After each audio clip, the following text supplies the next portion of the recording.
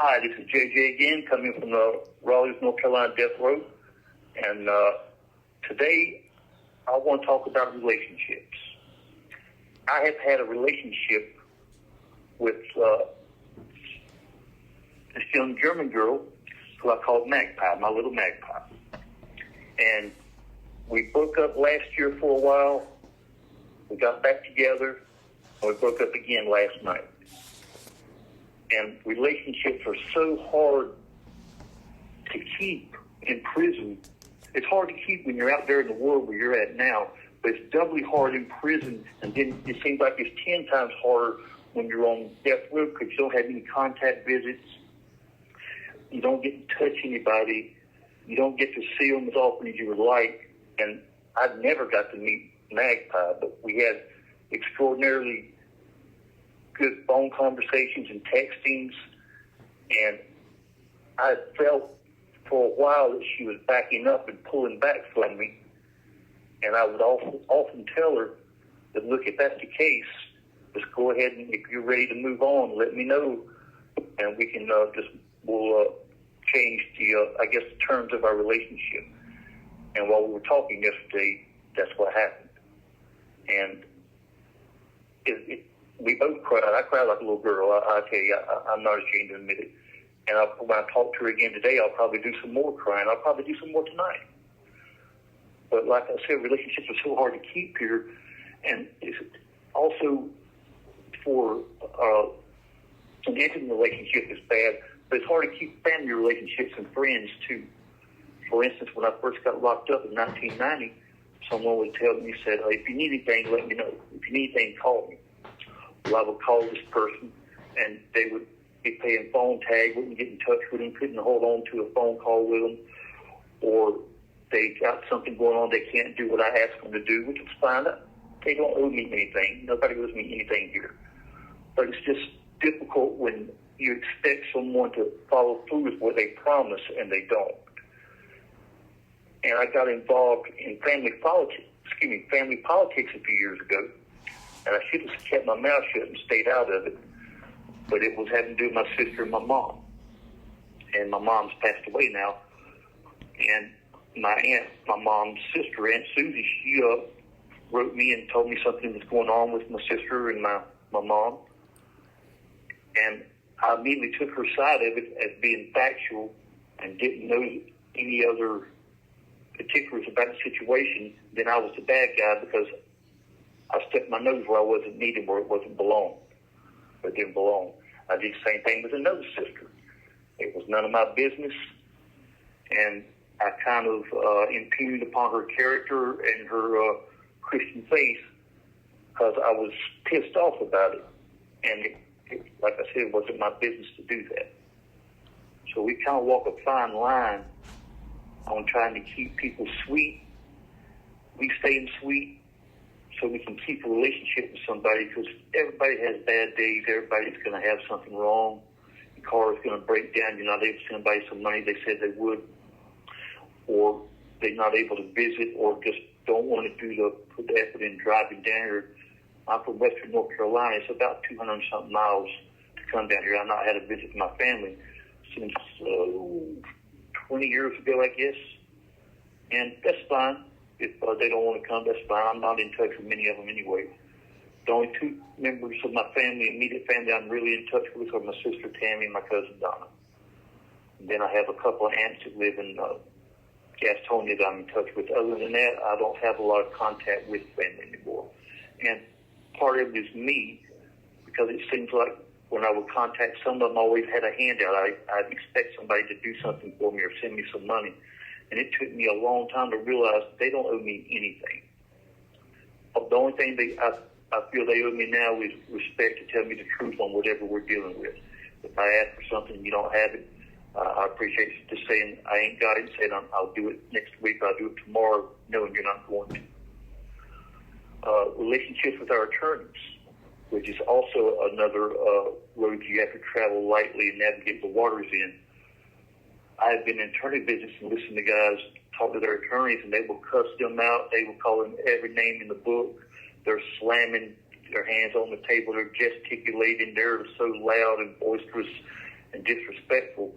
And I can understand that because I've had some attorneys that I wanted to slam around and say things to, but I restrained myself because that solves nothing. That does nothing for the relationship with your attorney, because in the end, that attorney might be the only thing that saves your life, or might be the only thing that keeps you from staying in prison the rest of your life.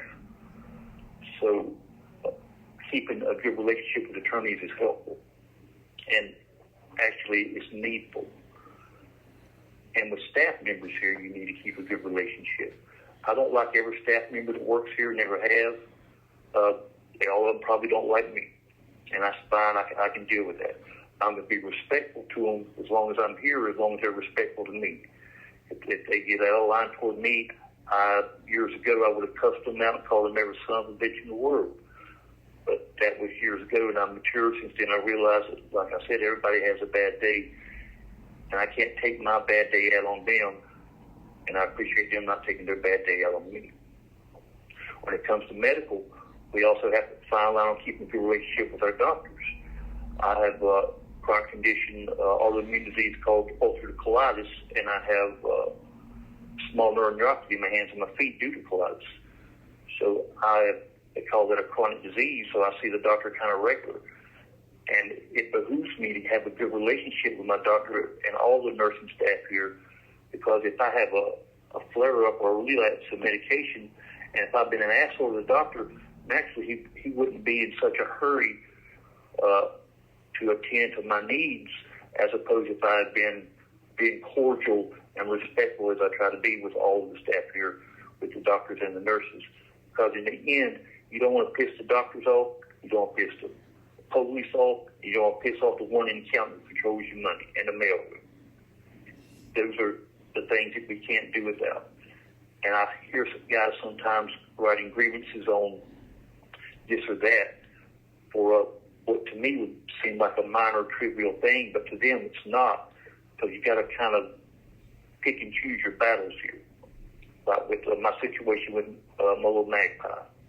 When we were talking last night, I kind of knew this was coming. I've been knowing this was coming for a while, and I trusted her to let me know when she was ready to move on. And when she said she didn't have another guy around, that's hard to believe, but I trust her on that because she had no reason to lie to me about it. Just like I had no reason. I shouldn't have got involved in my family situation years ago, and I lied about it. I lied about where I got the information from, and it was unfortunate. We have chaplains here, and it behooves one to be in good communication with your chaplain here, because even if you don't go to any religious services, the chaplain's the one that informs you if there's a death in the family. If you need to have phone calls when your family member is in hospice, has to be immediate family or grandparents. And when my dad was in hospice, we had a chaplain here that I didn't like. He knew I didn't like him. He didn't like me either. We had some problems. But when my dad was dying, he got me on the phone. When my brother CJ died, he got me on the phone, and we didn't jive too well on that one. Let's see, what else? It behooves us to get along with the guys here on the road and keep a good relationship, because we don't always get along here. I've had confrontations with guys here. They've had confrontations with me. You wake up one day, you get a bad text, you get a bad letter, a bad phone call, or you don't get one at all. And sometimes you just want to lash out and take it out on somebody when it's not they don't know what's going on. They could come up and say something on a normal day would not phase you at all, but all of a sudden now it's got you hot and it's got you pissed off, and you say things you'll regret. Next thing you know, y'all in the shower fighting over something that's nothing. And it could be your best friend. And even though we're all here charged at the very least with capital murder, I have friends here.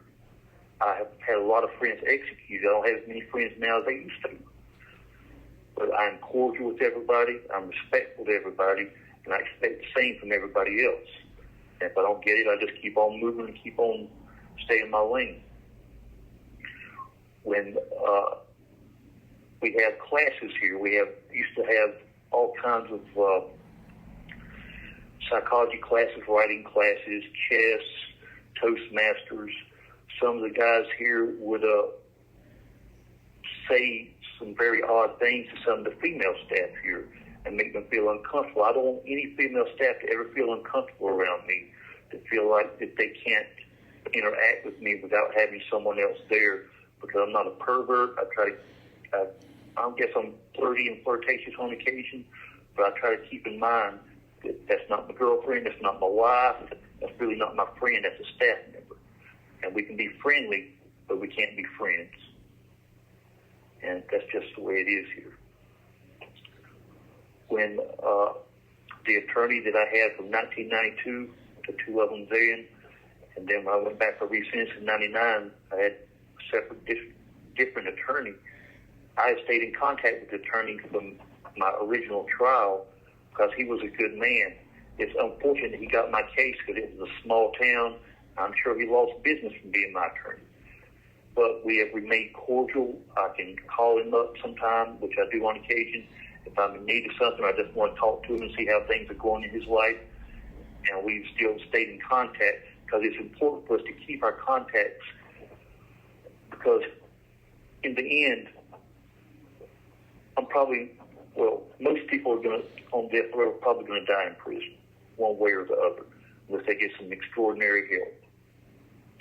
So you need people to be able to help you with your medical. You need a lawyer to come call down here sometimes if you're not getting things you're supposed to get. So you need to keep a good relationship with people from the past.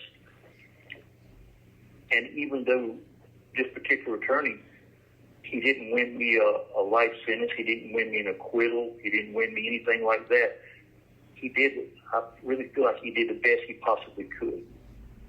I had a relationship with my mitigation some years ago, back in 99. It was a physical relationship, physical and emotional and sexual. And she did the best she possibly could to save me. And doing her mitigation work, it just didn't work out. And I was so focused on trying to have sex with her that I didn't care about what she did on my case. And now she won't even take a phone call from me. So you have 60 seconds remaining. But I will turn this over to Valerie, and next time I'll try to be a little more together with things. And thank you for listening. All right, Val.